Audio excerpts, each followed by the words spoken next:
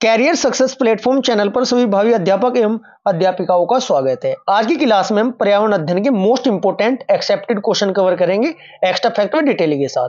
CTET के exam में पर्यावरण के क्वेश्चन आपके एक्स्ट्रा फैक्ट से रिपीट लगातार होते हुए आ रहे हैं। इस बार भी आपके एग्जाम में क्वेश्चन रिपीट होंगे एक्स्ट्रा फैक्ट से, इसलिए आपको ध्यान से कंप्लीट क्लास देखनी है। क्लास स्टार्ट करते हैं। क्वेश्चन नंबर फर्स्ट, संसार की 5वीं और भारत की पहली ऐसी महिला जिन्होंने माउंट एवरेस्ट की चोटी पर कदम रखा था, उनका नाम क्या है?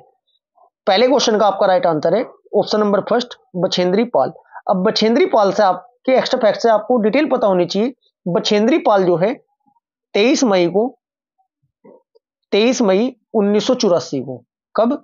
23 मई 1984 को विश्व की सबसे ऊंची पर्वत चोटी माउंट एवरेस्ट पर फतह हासिल करने वाली थी जी। बछेंद्री पाल का संबंध किस राज्य से है? इनका जन्म उत्तराखंड में हुआ था। उत्तराखंड राज्य की निवासी है जी। जन्म उत्तराखंड में हुआ था। उत्तराखंड के नाकुरी नामक गांव में हुआ था। प्रशिक्षण के दौरान इन्होंने नेहरू इंस्टीट्यूट ऑफ माउंटेनियरिंग में गंगोत्री की 21,900 फुट और रुद्रगेरा की 19,091 फुट चोटी पर अपना परचम लहराया था। इतना आपको पता होना जरूरी है। क्वेश्चन नंबर सेकंड, तीनों राज्यों का ऐसा समूह जिसके किनारे पर अरब सागर है, कौन सा है? अब आपको पता होना चाहिए, जो भारत का नक्शा है इसमें एक साइड तो आपका अरब सागर है, एक साइड बंगाल की खाड़ी। इधर क्या है आपकी बंगाल की खाड़ी, इधर क्या है आपका अरब सागर। अरब सागर बंगाल की खाड़ी। अब तीनों राज्यों का एक ऐसा समूह जो अरब सागर में, अरब सागर मतलब इस साइड यहां पर आपका गुजरात है, यहां पर आपका महाराष्ट्र, यहां पर गोवा, यहां पर आपका कर्नाटक, यहां पर आपका केरल। अब देखते हैं क्वेश्चन नंबर 2 का आपका राइट आंसर क्या होगा। Kerala, Karnataka, Maharashtra. Kerala, Karnataka, Maharashtra option number 1 right हो जाएगा। आंध्र प्रदेश क्यों नहीं है? आंध्र प्रदेश इस साइड है इसलिए नहीं है। उड़ीसा इस साइड है बंगाल की खाड़ी में इसलिए नहीं है। ऑप्शन नंबर 3 आपका गलत है। महाराष्ट्र, केरल, पश्चिम बंगाल आपका यहां पर है, इसलिए ऑप्शन नंबर 4 आपका गलत है। राइट आंसर आपको ऑप्शन नंबर फर्स्ट। मैप वाली क्लास मानचित्र पर आधारित सबसे पहले क्लास अपलोड की थी, जो कि आपकी एक बार जाकर देखिएगा। मैप के क्वेश्चन आपके किसी भी एग्जाम में बैठ लेना, ग्रुप डी से लेकर पीसीएस तक के एग्जाम में बैठ लेना। मैप का भी कोई भी क्वेश्चन आपको उस क्लास को देखने के बाद किसी भी एग्जाम में गलत नहीं हो सकता।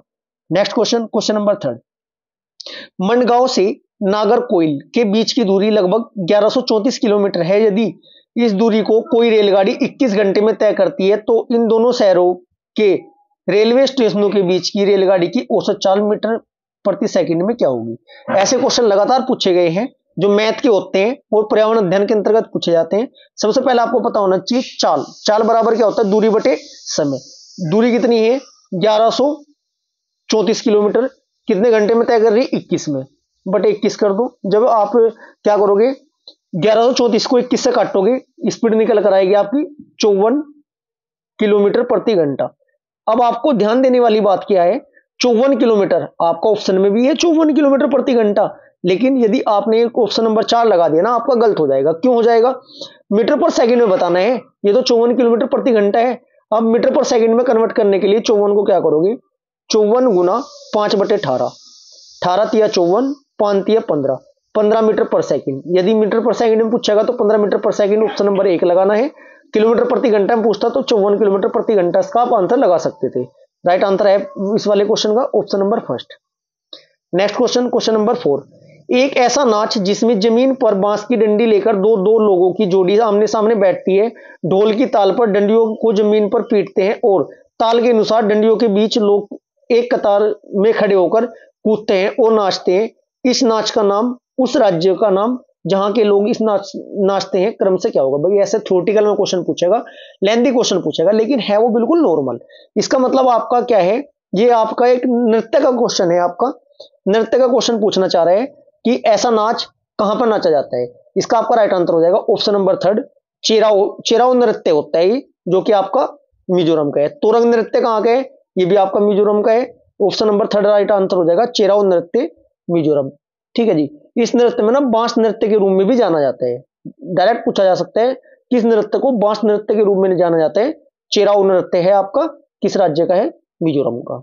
नेक्स्ट क्वेश्चन, क्वेश्चन नंबर 5, कोई छात्र ए और बी पर पहुंचना चाहता है, इसके लिए वह ओ पर जाता है जो ए के ठीक उत्तर में 90 मीटर दूरी पर है, और फिर वह ओ से बी पर ठीक पश्चिम दिशा में जाता है, 120 मीटर की दूरी तय करता है। ए की बी से कम दूरी और बी के सापेक्ष ए की दिशा क्रम से क्या होगी? जैसे जैसे कहते हैं वैसे लिखते चलेंगे। कोई छात्र ए पर है और बी पर पहुंचना चाहते हैं। सपोज कीजिएगा, दोबारा बना लेता हूं डायग्राम। मान लिया ये आपका ए है, ठीक है जी, ए यहां पर है, ए पर है, बी पर पहुंचना चाहते हैं। इसके लिए वह पहले ओ पर जाता है। पहले यहीं से स्टार्ट करता हूं मैं, पहले यहां पर ओ पर पहुंचा देता हूं इसे। ये ओ है, ओ पर जाते हैं जो ए के ठीक उत्तर में है। ये ओ इसलिए बनाया क्योंकि उत्तर में कह रहा है ना, उत्तर में ओ बना दिया। इसके बाद उत्तर से 90 मीटर की दूरी पर, ए के ठीक उत्तर में 90 मीटर की दूरी पर है, ये 90 मीटर की दूरी थी आपकी। और फिर वह ओ से बी पर ठीक पश्चिम दिशा में 120, अब यहां पर जाओ 120, ये कितना है 120। इसका मतलब क्या पूछ रहा है आपसे? इसकी लंबाई पूछ रहे हैं। ये आपका क्या हो जाएगा? ये आपका बी हो जाएगा। अब हमें पता 888 लग रहा है। 120 का स्क्वायर कितना होता है? 120 का स्क्वायर होता है 14400। 90 का स्क्वायर होता है कितना? 8100। दोनों को जोड़ोगे कितना आ जाएगा? 225। 00 आ जाएगा, या 0 से 0 साफ कर दो। 9 81, 12 12 144, 144 और 81 कितने हो जाएंगे जोड़ के? 225 हो जाएंगे, या 22,500 हो जाएंगे। 22,500 किसका स्क्वायर होता है? 150 का। आपका इसका मतलब क्या हुआ? बी और ए के बीच की दूरी 150 मीटर है, लेकिन 150 दक्षिण पूर्व है, उत्तर पूर्व, दक्षिण पूर्व है और दक्षिण पश्चिम है। दिशा बतानी है, राइट आंसर हो जाएगा इसका। भाई इसके तो किस क्या है? बी के सापेक्ष, बी के सापेक्ष ए, बी के सापेक्ष ए किस दिशा में है? बी के सापेक्ष ए आपका है दक्षिण पूर्व में। ये आपका पूर्व होगा, ये दक्षिण होगा। राइट आंसर ऑप्शन नंबर 3 हो जाएगा। Next question, question number 6। पर्यावरण वी की पाठ्यपुस्तक में छपे गोलकोंडा की लेके मानचित्र में 1 सेंटीमीटर जमीन पर 110 मीटर की दूरी दर्शाता है। इस मानचित्र के फतेह दरवाजे का बाजार दरवाजे के बीच की दूरी 14.2 सेंटीमीटर। जमीन पर इन दोनों दरवाजों के बीच की दूरी कम से कम दूरी होगी। बच्चों ऐसा है ना, ये मानचित्र पर ना सेंटीमीटर में आपसे कैलकुलेशन करवाना चाहता है एग्जामिनर। ऐसे क्वेश्चन में कर देते हैं। 1 सेंटीमीटर बराबर कितना दे रहा है आपको? ये 1 सेंटीमीटर की दूरी आपको 110 मीटर दे रहा, ठीक है जी। दरवाजों के बीच की दूरी 110 मीटर है। 1 सेंटीमीटर बराबर 110 मीटर। चलो 110 मीटर है, 110 की गुना डायरेक्ट कर दो 14.5 में। 14.5 में करोगे 1562 सेंटीमीटर आ जाएगा लंबाई टोटल, जो आपको दिखा दे रखी है। अब ये बताओ 1562 सेंटीमीटर आ गई। 1000 मीटर में 1 किलोमीटर हो, 1 मीटर में 1000 बटे 1000 किलोमीटर हो जाएंगे। इसका मतलब ये जू का तो 1562 किलोमीटर में कन्वर्ट करने हैं, तो 1000 से भाग कर दो। इसका मतलब 1.562 आ जाएगा। करने की जरूरत नहीं है, तीन जीरो है बटे में। ऐसा करते देखो, 3 जीरो बटे में जितनी नीचे जीरो हो उतनों के बाद पॉइंट लगा दो। 1.562 किलोमीटर, 1.562 किलोमीटर कौन से ऑप्शन में? ऑप्शन नंबर आपका सेकंड राइट आंसर हो जाएगा। Next question, question number 7। प्रसिद्ध भारतीय त्योहारों होली और दीपावली के विषय में निम्न में से दिए गए कथन में से सही कथन को चुनिए। होली और दीपावली के त्योहार में आपको राइट आंसर बता देता हूं डायरेक्ट। ऑप्शन नंबर 4, दीपावली अमावस्या को तथा होली पूर्णिमा को मनाई जाती है। राइट आंसर हो जाएगा option number 4 is right answer. Next question, question number 8। नीचे दिए गए हमारे देश के किस राज्य केंद्र शासित प्रदेश के अधिकांश सामान्य लोगों को नारियल डली हुई किसी भी करी के साथ उबला हुआ टेपिओका खाना सबसे अच्छा लगता है? ये आपका खाने का क्वेश्चन है, डायरेक्ट क्वेश्चन एग्जाम में पूछा जाता है। नारियल का पेड़ मैक्सिमम कहां मिलेंगे बच्चों? ये ऐसा खाना आपको मिलेगा केरल में। राइट आंसर ऑप्शन नंबर 4 हो जाएगा, केरल में राइट आंसर हो जाएगा। इसे टेपिओका या कसावा की जड़ों से निकाली जाने वाला एक उत्पादन है। ये कसावा स्टार्च को टेपिओका कहा जाता है। ये भी क्वेश्चन एग्जाम में पूछा हुआ है कि कसावा स्टार्च को क्या कहा जाता है? टेपिओका कहा जाता है। Next question, question number 9।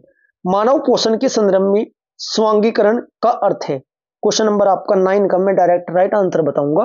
Right answer हो जाएगा ऑप्शन नंबर आपका 3 हो जाएगा। ऑप्शन नंबर 3 हो जाएगा, पचा हुआ पदार्थ शरीर में जटिल पदार्थों को बनाने में उपयोग होना। ये आपका राइट आंसर हो जाएगा। क्लास ज्यादा लंबी नहीं करनी है मुझे, बहुत ही कम समय में सभी क्वेश्चन सोल्व कराने हैं जो इंपॉर्टेंट है। Question number 10। उस खेत की मृदा के विषय में विचार कीजिए जिसमें कोई किसान रासायनिक उर्वरकों और पीड़कनाशियों या कीटनाशकों का अधिकाधिक उपयोग करके अपने खेतों में बार बार धान की फसल उगा रहा है, आपके विचार में इसके इस व्यवहार से उसके खेतों की मृदा क्या फर्क पड़ेगा?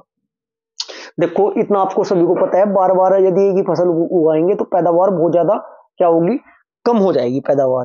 क्वेश्चन नंबर आपका 10 का राइट आंसर हो जाएगा ऑप्शन नंबर डी, कुछ समय पश्चात बंजर हो जाएगी। बिल्कुल सही बात है, इसलिए 1 2 3 साल उसे छोड़ देते हैं, उसके बाद दोबारा पैदावार करते हैं फसल की, तब ज्यादा अच्छी होती है। क्वेश्चन नंबर 11, कक्षा 1 तथा फर्स्ट व सेकंड में पर्यावरण अध्ययन की कोई पाठ्य पुस्तकें क्यों नहीं है? क्वेश्चन नंबर 11 का आपका ये बेसिक क्वेश्चन पूछा हुआ इसने, ये कहना चाह रहा है कि जो कक्षा फर्स्ट और सेकंड में है ना पर्यावरण की क्लास, पर्यावरण की जो पुस्तकें हैं वो क्यों नहीं होती? ये साधारण सा इसका आंसर हो जाएगा, क्योंकि राइट आंसर ऑप्शन नंबर 3 हो जाएगा। पर्यावरण अध्ययन से संबंधित संकल्पनाएं और कौशल भाषा तथा गणित के द्वारा सिखाए जाते हैं, क्योंकि फर्स्ट में तो उतना सिखाया नहीं जाता। नेक्स्ट क्वेश्चन, क्वेश्चन नंबर आपका 12, निम्न में से कौन सा सामाजिक सांस्कृतिक वातावरण का उदाहरण है? इंपोर्टेंट क्वेश्चन, ये काफी बार रिपीट हुआ है। राइट आंसर हो जाएगा क्वेश्चन नंबर 12 का ऑप्शन नंबर डी, समुदाय। क्या हो जाएगा जी? समुदाय राइट आंसर हो जाएगा। नेक्स्ट क्वेश्चन, क्वेश्चन नंबर 13, पाठ योजना में ईवीएस की विषय वस्तु के विशेषण हेतु निम्न में से कौन सा आवश्यक चरण है? क्वेश्चन नंबर आपका 13 का राइट आंसर हो जाएगा ऑप्शन नंबर डी, संकल्पना मानचित्र बनाना।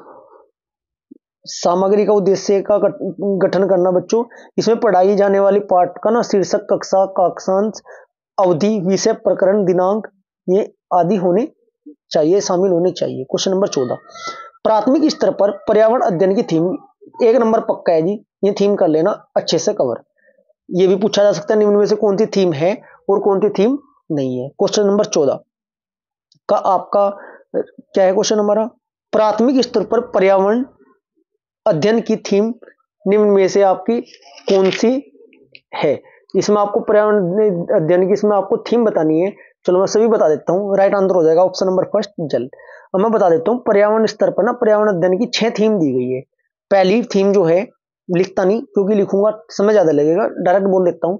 जो पहली थीम है, 6 प्रकार की थीम में पहली है परिवार और मित्र। नंबर 2 पर आपकी आती है भोजन। नंबर 3 पर आपका आता है आश्रय, आश्रय मतलब रहने का स्थान। नंबर 4 पर आता है आपका जल। नंबर 5 पर आती है आपकी यात्रा। नंबर 6 पर आती है चीजें जो हम बनाते हैं एवं करते हैं। कक्षा 3 से 5 तक की इन थीमों को ना सीखने के मूलभूत सिद्धांतों को ना सरल से कठिन व मूर्त से अमूर्त ध्यान में रखते हुए ना कक्षा के स्तर के अनुसार बढ़ते हुए क्रम में विकसित किया गया है। ये जो मैं लाइन बोली है दोबारा रिपीट करता हूं, यहां से भी क्वेश्चन आते हैं। सरल से कठिन व मूर्त से अमूर्त ध्यान में रखते हुए कक्षा के स्तर के अनुसार बढ़ते हुए क्रम में, यह भी पूछा जा सके बढ़ते हुए क्रम में, घटते हुए क्रम में, बढ़ते हुए क्रम में विकसित किया जाता है। सरल से कठिन की ओर, मूर्त से अमूर्त की ओर। यहां से क्वेश्चन आपको देखने को डायरेक्ट एग्जाम में मिलने वाला है। क्वेश्चन नंबर 15, पर्यावरण अध्ययन के आकलन में एक शिक्षक कौन से उच्च स्तरीय चिंतन वाले पर्सन का चुनाव करेंगे? बहुत अच्छा क्वेश्चन है। राइट आंसर हो जाएगा आपका ऑप्शन नंबर सेकंड, क्या होगा यदि पृथ्वी के पेट्रोल और डीजल ना हो? राइट आंसर हो जाएगा आपका ये सेकंड। आज की क्लास हमारी यहीं पर समाप्त होती है। यदि आपको क्लास अच्छी लगी वीडियो को लाइक करें, शेयर करें, चैनल को सब्सक्राइब करें। Thank you.